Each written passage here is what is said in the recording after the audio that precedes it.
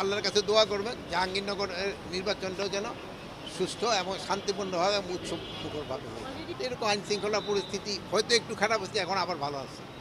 এই এই নির্বাচনকে কেন্দ্র করে আমরা আমাদের প্রস্তুতি নিচ্ছি। আপনার ওই ভাইয়েরা সবাই জানেন যে আমরা বিভিন্ন বাহিনীগুলিকে কিন্তু ট্রেনিং শুরু করে দিচ্ছি। সেদিন আমরা পুলিশের ট্রেনিংটা কিন্তু উদ্বোধন করা হয়েছে, আপনাদের অনেকেই ছিল। আমরা তো আমাদের যেগুলি করার আমরা কিন্তু শুরু করে দিচ্ছি এবং আমরা আশা করব নির্বাচনটা খুব শান্তিপূর্ণ, সুষ্ঠুভাবে এবং খুব উৎসবমুখর হবে। যেমন ঢাকা ইউনিভার্সিটির নির্বাচনটা একটা উৎসবমুখর ছিল, এটা একটা উৎসব।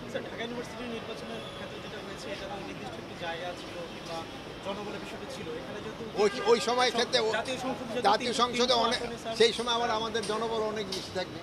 এখানে তো আর আমরা বাড়াতেই কোনো জনবল আনিনি, এটা ঢাকার জনবল দা করা হয়েছে। সেই জন্য আমাকে বিভিন্ন জায়গায় জনবল আছে, তাদের দা করা হবে।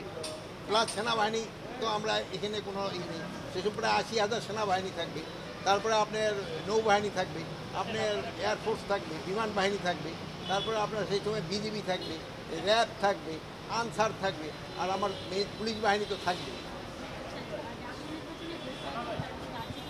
এইটা ব্যাপারে শোনেন, এটা ব্যাপারে অনেকে অনেক প্রশ্ন করছে, ওটার উত্তর তো বহুবার দেওয়া হয়েছে। এখন আপনারা আল্লাহর কাছে দোয়া করবেন জাহাঙ্গীরনগরের নির্বাচনটাও যেন সুষ্ঠু এবং শান্তিপূর্ণভাবে এবং উৎসবমুখরভাবে হয়।